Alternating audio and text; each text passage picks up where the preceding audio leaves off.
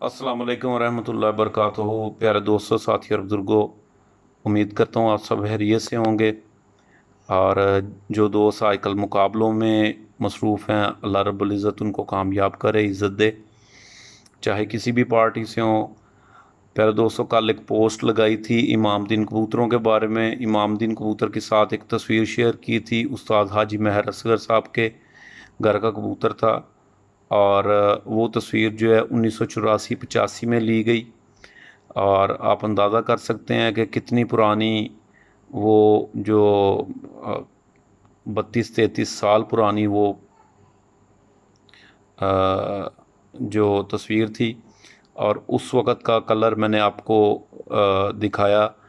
तो मैं ये वीडियो शुरू करने से पहले ये जो आज का जो प्रोग्राम है, ये मैं डेडिकेट करूँगा उस्ताद लाला यूसुफ साहब को, जो कि लिविंग लेजेंड हैं। अल्लाह पाक उनको उनकी ज़िंदगी तंदुरुस्ती दे। और जनाब उस्ताद हाजी महर असगर साहब, वो भी लिविंग हैं माशाल्लाह, अल्लाह ताला उनको भी ज़िंदगी तंदुरुस्ती दे। उस्ताद मोहम्मद नईम भट्टी साहब, वो भी माशाल्लाह अल्लाह रब्बुल इज़्ज़त के फ़ज़ल व करम से ज़िंदगी की बहारों के मज़े लूट रहे हैं। अल्लाह ताला इन सब को अपने फ़ज़ल व करम में रखे। मेरी जो जितनी भी मालूमात हैं इन्हीं असातिज़ा के मरहून मिन्नत हैं और इनसे इकट्ठी की गई हैं। तो मैं आज आपसे शेयर करता हूँ कि जब कमगर कबूतर नए आए तो प्यारे दोस्तों, इनकी बेइंतहा परवाज़ थी। और एक रवायत ये भी है कि ये 7 के 7 कबूतर एक बाजी में सहत गर्मी में सामने आके रात रह गए थे, घर नहीं बैठ सके थे।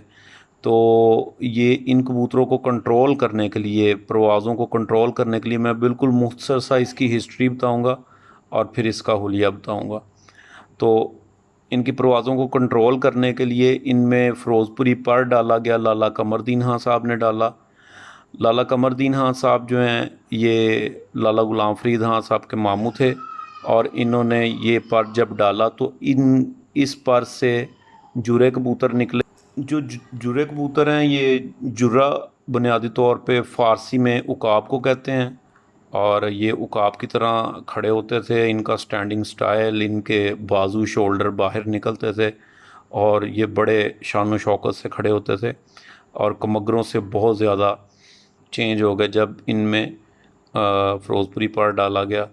तो प्यारे दोस्तों, जब हम जुरे कबूतरों की हिस्ट्री पर गौर करते हैं तो एक चीज़ सामने आती है कि अगर फ़िरोज़पुरी कबूतर का उसके साथ क्रॉस करने से अ, उसके साथ क्रॉस करने से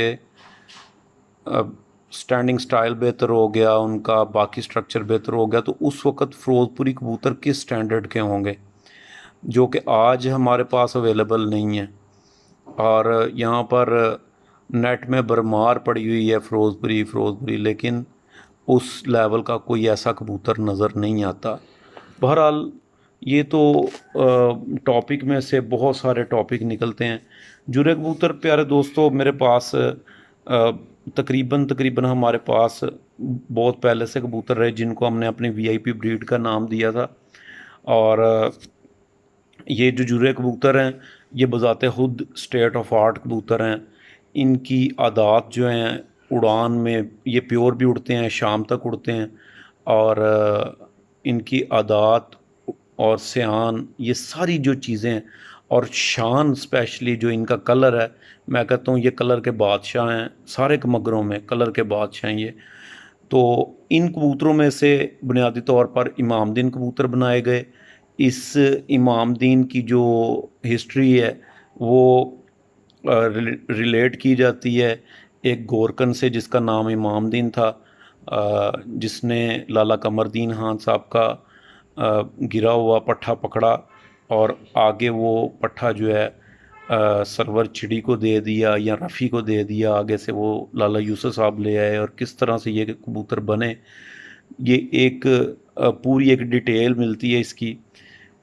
तो ये कबूतर जो है बुनियादी तौर पर कमगर हैं, लेकिन इसमें एक पर जो है वो मैंने बताया आपको फ़िरोज़पुरी भी है। तो प्यारे दोस्तों, ये इनकी नोक चौड़ी है और इनकी आँख जो है इनकी आँख में नीलमपन ज़्यादा है, चूँकि बार बार मैं ज़िक्र कर रहा हूँ कि फ़िरोज़पुरी पार इनमें शामिल रहा है। इससे मतलब जब जुरे कबूतरों में फ़िरोज़पुरी पार डाला गया, उससे पहले कमगरों की जो आँख थी वो लाल आँख थी, ऑरेंज लाल आँख थी, और उसकी जो ज़मीन थी सफ़ेद थी। और जब इनकी परवाज़ को कंट्रोल करने के लिए लाला कमरदीन ख़ान साहब ने फ़िरोज़पुरी पार डाला, तो इनकी आँखों में नीला रिंग आ गया और इनकी आँखें जो हैं और ज़्यादा शाइन में आ गईं। और जब ये इससे जुर्रों से आगे इमामदीन बने तो वो ज़्यादा मैरून टाइप आँखें बन गई। और ये जो आँखें हैं ये वक़्त के साथ साथ चेंज करते हैं, और बहुत ज़्यादा जब उम्र के हो जाते हैं तो इनकी आँख इस तरह नीली माइल हो जाती है कि दूर से देखते बिल्कुल ये मकोए लगते हैं। तो प्यारे दोस्तों, इसमें एक बात ख़ास बात ये है कि इनकी नोक जो है, प्योर इमामदीन की नोक जो है जबड़ों के पास से मोटी होती है, छोटी नोक होती है। और इनके जो इसमें 3 कलर जो मैंने देखे हैं, बल्कि चौथा कलर भी है। सबसे पहला जो बुनियादी इनका कलर है वो जालदार है। इसमें से जो सलारे सलारे कबूतर भी निकलते हैं जिनके ब्राउन पल्ले होते हैं और बहुत खूबसूरत वो कबूतर होते हैं। तो जो तीसरा कलर है इसमें से निकलता है ज़ीरा। वो ज़ीरे भी एक वक़्त में जाके ज़ीरापन ख़त्म भी कर जाते हैं, कई बिल्कुल ज़ीरे ही रहते हैं। और चौथा कलर जो मैंने हाजी मोहम्मद नईम शफ़ी साहब के पास देखा, वो ये कबूतर जो हैं ये स्लेटे कबूतर भी निकालते हैं। ये 4 बुनियादी कलर, इसके अलावा मैंने ज़िंदगी में इनके अलावा कोई कलर इसमें से नहीं निकला हुआ देखा।